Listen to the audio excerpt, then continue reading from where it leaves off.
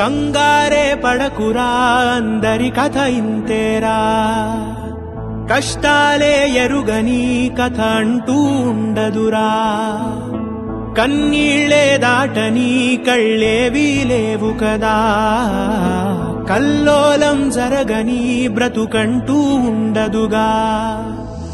ఆ దైవం ఎప్పుడు ఆడే ఆటే ఇదిరా.